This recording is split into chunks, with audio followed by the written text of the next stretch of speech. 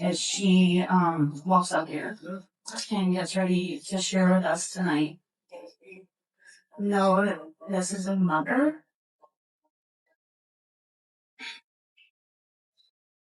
that has taken the time to share with us her story about her son on the anniversary date of when her son was taken. And we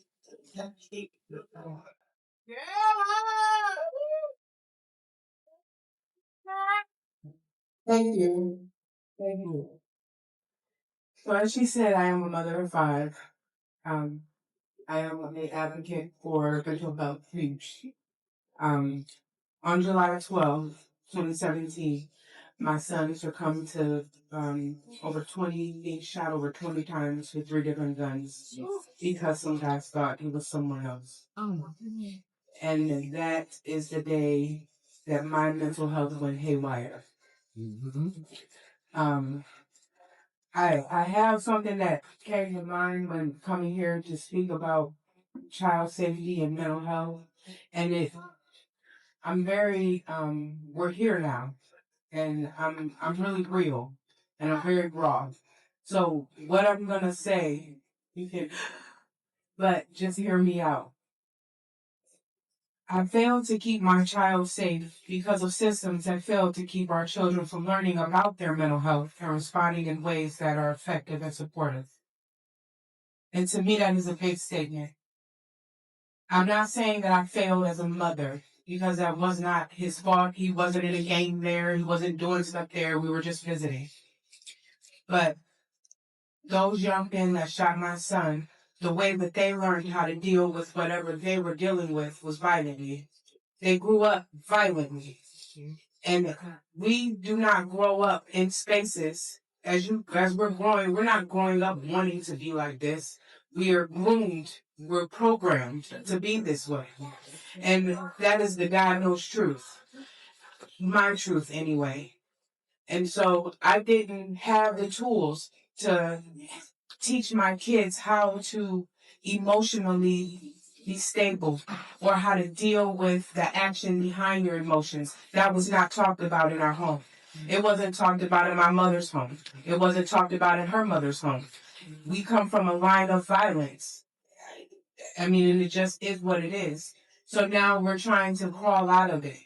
And the violence that bullies, they're bullies because something is happening at home. That's right. Something is happening outside of home somewhere.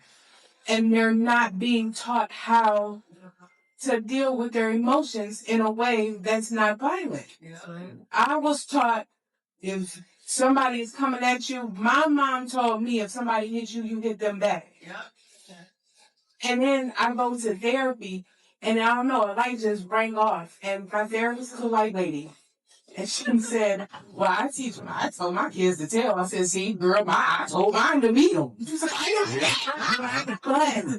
I was like, you know what? That was another perspective. And that was something else that was missing from our lives, is a different perspective. And instead of listening to people to understand where they're coming from, we all believe.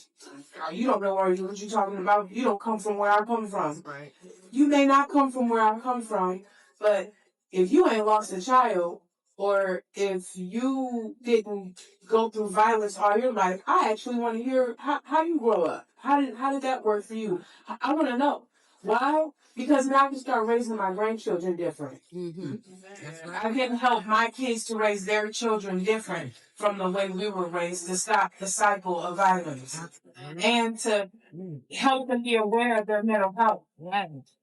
So yes, it does start at home, but if home is not educated about what is going on out here or how to do it, he said that he's a kinesthetic learner. I am too. I need to be hands-on. If you can't come and show me and be open with explaining to me what you mean, because the language that I speak is different. We could be talking about prevention and you think, well, she's talking about intervention. No, I'm talking about preventing someone that has committed a crime, preventing them from committing another. That's my prevention. Mm-hmm. But some people, you say that's intervention. So let's communicate and understand each other. Yes. And this is where, with Connect to Be the Change and how that came about, we turned our pain into purpose. And instead of, we could walk around here and mope and grieve and cry, and we can do that. I mean, and what you say is, can't nobody do nothing about it. But I'd rather turn my pain into purpose. I have, right now, it's about 15 young men at my house. We're having a barbecue. I know where they at. They ain't doing nothing. They're angry. But I know what I can do. You can't do what I can do. I know you can't. You sitting right there. You can't do what I can do. But I have these young men sitting here and we talk. I give them a space to feel safe, to say how you feel and not judge. If we can all start doing that for our young people, I work on a youth mobile crisis team. So I go to JDC in Elkhart, and we really don't do too much at JJC here.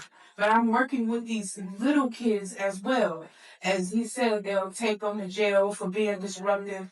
But when I step in, what's going on? What's wrong? Like, and they look like, what? No, And a lot of times I have to stop a parent from talking. Ma'am, I just want to hear what the kid has to say right now. And sometimes a parent will feel a kind of way about that. But when their kids see me advocating for them, I'm here to advocate for you. I'm here for you. I want to hear what you have to say. Matter of fact, let's walk away from mom and let's talk. And they open up.